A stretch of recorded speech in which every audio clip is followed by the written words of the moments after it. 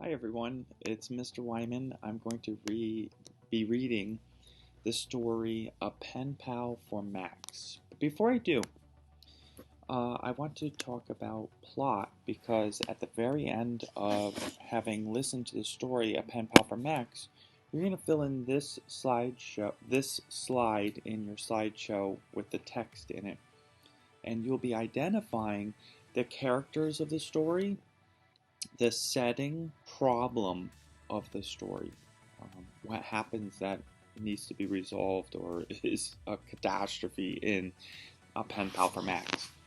I mentioned the main setting because many stories have more than one setting, and this is one of those stories.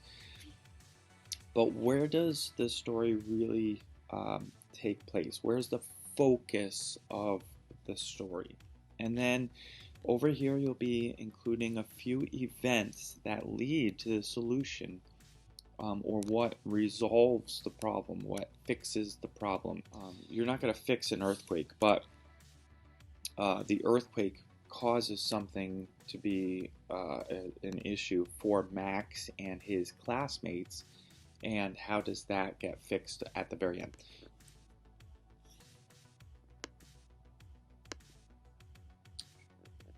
Maximiliano lived in a small house on a huge fruit farm in Chile, South America. The farm belonged to Don Manuel, Max's father. Oh, Max's father worked in the farm's vineyard. That's where grapes were grown to be shipped to markets all over the world. Max liked living on Don Manuel's farm. He had his own pony there and many friends nearby. One day, Max rode his pony over to the farm's packing house to watch as large wooden bins, each filled with newly harvested grapes, were brought in from the vineyards. He stayed to see the grapes separated in small bunches, wrapped in paper, and put into boxes. These boxes were quickly stacked in waiting trucks for the short ride to a nearby seaport, where they would be loaded onto refrigerated freighters and shipped to many different countries. Want to go along for the ride? The packing house manager jokingly asked Max. These grapes are about to leave for the United States. Do you have any friends there? Max had none, and that's when he got the idea that it would be fun to have a friend in a faraway place. Quickly, he turned his pony around and headed home. As soon as he got there, he secretly wrote his note. Hola, mi nombre es Maximiliano Farias. Me gustaría ser tu amigo. Por favor, escríbame. And then his address. I hope my Spanish was satisfactory. In English, it read, Hello, my name is Maximiliano Farias. I would like to be your friend. Please write to me. He signed his name and gave his address. Max tucked the note into his shirt pocket and rode back to the packing house, where grapes were still being brought in and prepared for shipping. When no one was looking, Max slipped the note into a box of grapes. Maybe someone will find this, Max said to himself. Maybe that person will write an answer to me and we can become friends. So, in a sense, through sending this little note in this crate to America, Max actually did travel to America, or at least his message did. Max told no one about the note, not even his little sister, but he often asked his mother, Was there any mail for me today? Are you expecting a letter? His mother always asked. No, not really. Weeks and weeks went by. Just when Max had about given up thinking that anyone would ever answer, a letter addressed to Maximiliano arrived at his house. Is this why you've been asking about the mail? Max's mother looked puzzled as she handed him the envelope. This is from someone in the United States. I could tell by the stamp. What in the world have you been up to, Max? As he ripped open the envelope, Max told his mother about the note he'd put into a box of grapes. Then, in a disappointed voice, he said, Oh no, look at this. I've gotten a letter I can't read. Max's mother recognized that the letter was written in English, even though she could not read it herself. Don Manuel speaks and writes the English language. Maybe if you ask nicely, he'll translate this letter for you. Max hurried down the dusty road to Don Manuel's house. The housekeeper answered his knock on the mansion's impressive front door.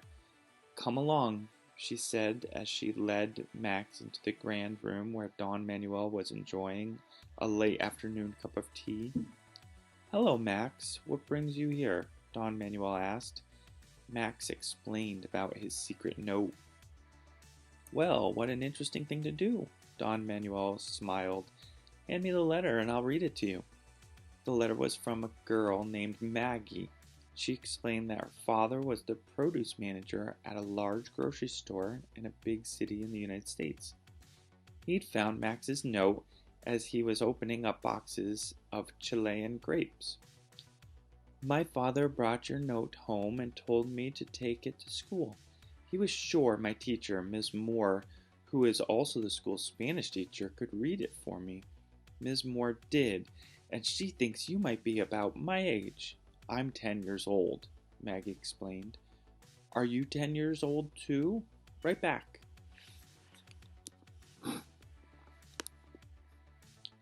That evening, Max wrote to Maggie. Then Maggie wrote back to Max. They became regular pen pals. They wrote to each other often.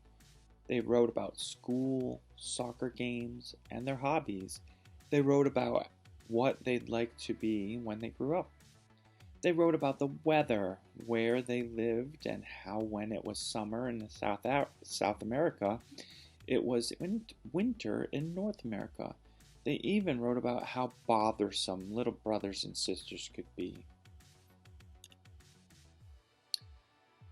Don Manuel was always glad to translate for Max, and that's what he was doing when one day, when there was a loud rumbling sound and his big house began to shake, furniture tumbled, vases and lamps crashed to the floor, tiles fell off the roof, and a cloud of dust rose up around everything. It was a terrible earthquake. "Come on!" Don Manuel cried out as he grabbed Max's hand. Together they ran out into the garden, dodging falling parts of the old farm mansion. "Here, hang on to me," Don Manuel yelled over the din of the quake, trying to stay on his feet out in the middle of the large lawn that was heaving up and down. "You'll be fine. Just hang on. This shaking is sure to stop soon." In the distance, Max could see his pony running down the dirt road toward home.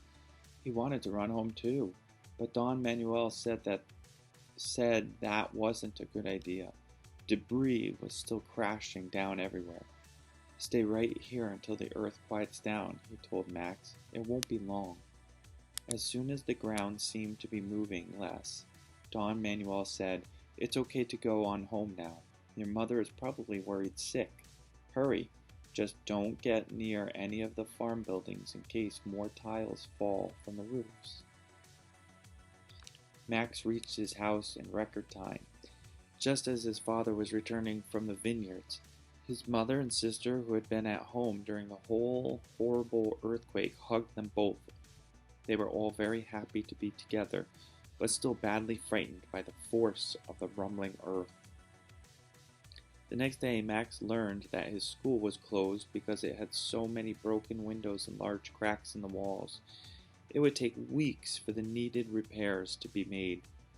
Since the earth was still trembling and moving now and then, Max was glad to be home. After a while, the quake became only a scary memory, and Max went back to school. There's a nice surprise waiting for you here, Max," the school principal said as he pointed to a pile of boxes outside Max's classroom door. "These are all addressed to you and your classmates." With the principal, the teacher, and the kids in his class helping, Max opened up box after box. They were filled with books, games, paper pens, and even new clothes. In one box, there was a picture of his friend Maggie and her classmates, along with a short letter. Hi, Max, and hi to all the kids in your class at school. We hope none of you got hurt in the earthquake. When you have time to write us, we'd really like to know how you are and what it was like. In case your stuff got wrecked, we're sending you some new stuff from your faraway friends. And then the letter is signed all around it with the names of Maggie and her classmates. Max was really pleased. The note he'd put into the box of grapes had found a faraway friend, not only for himself, but for his whole class, too. One thing I want to point out before talking about the plot of the story is that it doesn't say in the text anywhere that Maggie found out about the earthquake or learned about the earthquake. It doesn't say how she learned about it. We don't know if Max wrote to her, but we can definitely infer that she learned about it. How? Because all these boxes and this really nice letter came to Max. That's called inferencing. Also, it's probably most likely that it was a letter from Max that let Maggie know about the earthquake. She could very well have learned from the news, but they had developed this relationship, this pattern of back and forth penning letters to one another. So that's probably how she learned about it. Now, who are the main characters in this story? Well, there's Max, there's Maggie, there's also Don Manuel, who is an important part or character of the story. What part does he play? Who is he? He's the translator. Not only does he own the farm, but he's the one who makes it possible for Max to know what Maggie is writing to him. Very important. And the setting would be Chile, and specifically the farm in Chile. The events, well, there was the sending of the very first letter, waiting for a reply. Then there was an earthquake, and lastly, this box of goods from America to help Max and his friends. And what was the solution of the problem? The problem was the earthquake, and it caused destruction all over Chile. And the solution was repairs, but also these boxes that came from Max's new pen pal.